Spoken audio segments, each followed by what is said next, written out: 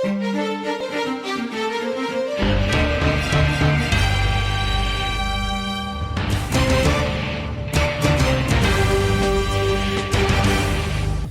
y bienvenido aquí de vuelta a tus finanzas agrícolas. En este capítulo hablaremos sobre lo que es el impuesto a la renta, por qué es importante, cuándo partió, lo vamos a ver justamente a continuación.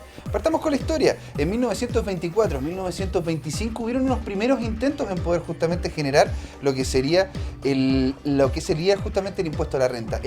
Se pensaron en un inicio 6 impuestos de categoría, lo cual incluía lo que era el global complementario, los cuales después con el tiempo se fueron uniendo, fundiendo, hasta crear lo que tenemos ahora de primera y segunda categoría. En 1974 se creó el decreto ley de 824, donde en el artículo 1 se figuraba justamente el texto íntegro de la ley del impuesto a la renta, cosas que justamente fueron cambiando ahora con lo que es la reforma tributaria. La ley como tal, por lo general uno piensa de que es un solo impuesto. Es decir, que uno paga el impuesto a la renta, siendo que son varios impuestos. Y se hace a través del formulario 22 en el Servicio de Impuestos Internos. Ahora, depende de cada persona, depende si una empresa, una sociedad, un dueño, un socio o un accionista, el poder justamente acceder a ciertos beneficios, pagar más o pagar menos de lo que es el impuesto a la renta. ¿Cómo se paga? Donde incluye justamente en el pago de la ley del impuesto a la renta lo que implica el PPM. Ahora, se paga por RUT. Cada empresa, cada persona tiene un RUT y por medio de ese RUT puede llegar y cancelar su impuesto a la renta, que se hace entre abril y mayo, la última semana de abril, las 2 primeras de mayo. Se paga el impuesto de primera categoría teniendo en cuenta 2 regímenes.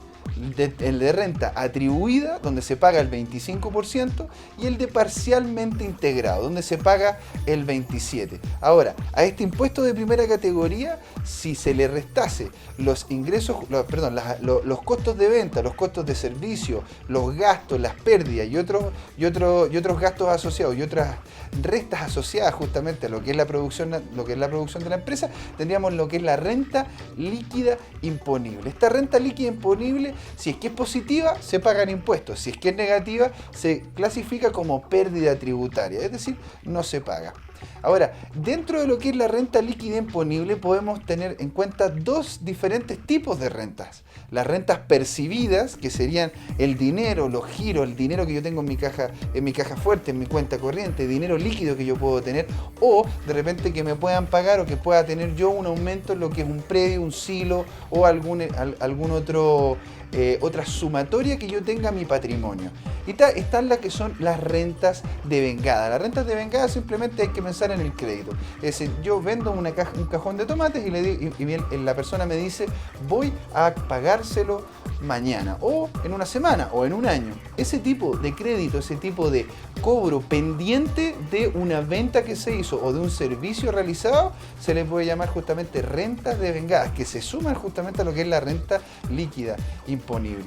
Dentro de lo que es justamente la ley del impuesto a la renta, tenemos lo que es el global complementario, que antes era el 40% máximo como base permisiva, y que la completitud de este global complementario la podía uno incluir dentro de lo que es el pago de primera categoría de la empresa.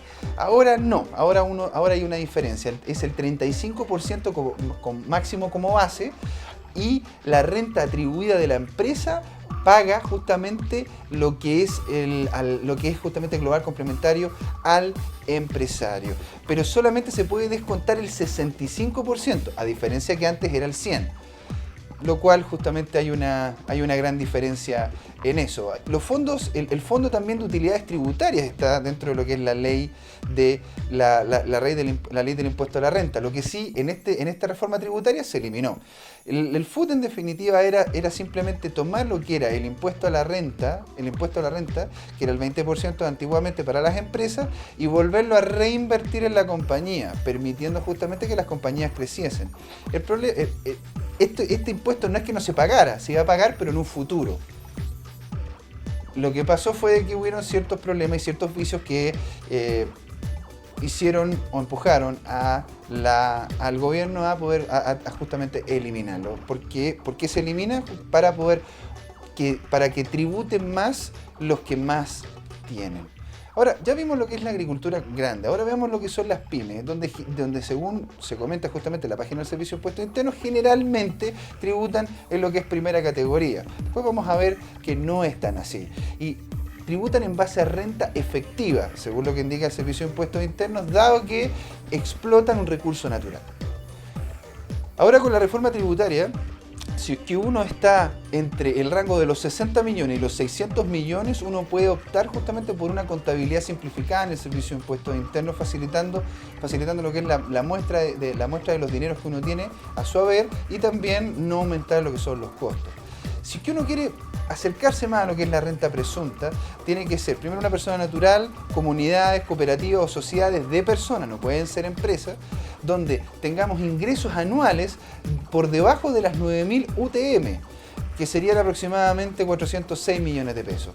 Antes de la reforma tributaria eran 8.000 UTM, ahora son 9.000, se aumentaron 1.000 UTM más de espacio para que justamente se puedan sumar empresas un poco más grandes a lo que sería la renta presunta. ¿Qué significa tener renta presunta? Significa de que el avalúo fiscal de los predios que los cuales yo estoy produciendo, ya sea uno o varios, yo pago como propietario de esos predios el 10% de su avalúo fiscal. Y si arriendo esos predios, yo pago el 4% de mi avalúo fiscal. Es decir, es bastante menos que el 20% de primera categoría. Ahora, si nosotros tomamos en cuenta que uno tiene que tener por debajo de las 9.000 UTM, eso significa que hablamos del 92% de las empresas agrícolas y el 96% de las empresas transportistas. Ninguno de ellos va a tener que hacer justamente por renta efectiva, sino por renta presunta.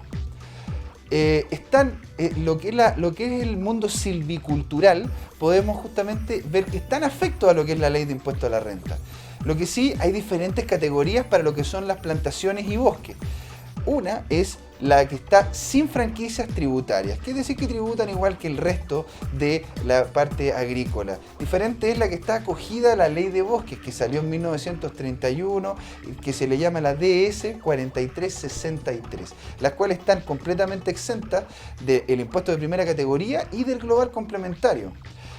Para las plantaciones que existen del 28 de septiembre del 74 hacia atrás, existe justamente una expiración de las franquicias que son entre 20 y 30 años.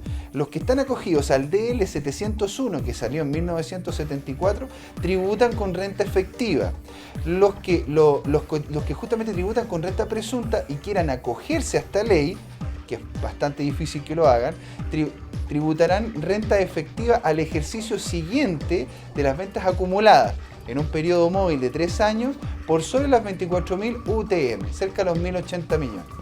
Para colocarlo en sencillo, significaría de que si es que uno tiene una empresa que en 3 años seguidos o en 3 años que puede haber un año entre medio, 2 años entre medio, los cuales no se hizo producción, si esa empresa llega a vender más de 24.000 UTM, 1.080 millones de pesos, va justamente a poder pasarse a renta efectiva. Si no, va a seguir con justamente renta presunta.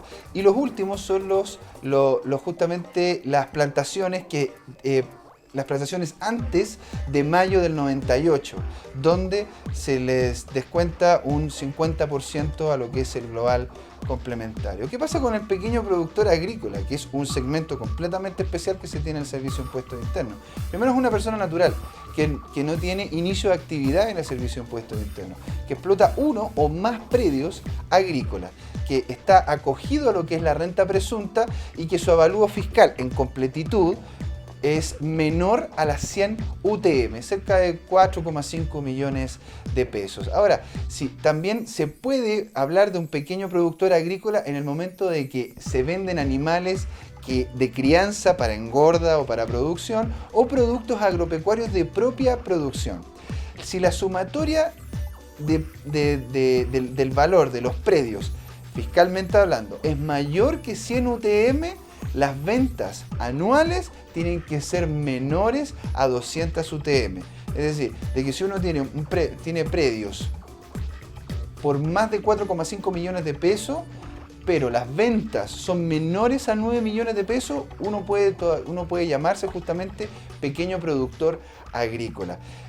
También las personas que se relacionan con estos pequeños productores agrícolas tienen justamente que son los agentes retenedores o los compradores, retienen el 19% del neto de las ventas, pero pueden recuperarlo. Ahora, en esta reforma tributaria, el monto de devolución no va a ser superior al 70% de lo retenido, con un tope de 25,2 UF, o sea, UTM, 25,2 UTM. Ahora, ¿por qué es importante tener este concepto y este conocimiento de lo que es el impuesto a la renta? Porque es bueno saber cómo uno está catalogado y los beneficios asociados que se tienen por eso. Mantener el orden de lo que son los pagos de impuestos, ceñirse a los dictámenes del Servicio de Impuestos Internos, que más que aparecen de repente en los diarios, en la televisión, aparecen en la página web. Métase y entienda. Conocer la oficina en su sector y preguntar justamente las dudas correspondientes. Esto fue Finanzas Agrícolas. Muchas gracias.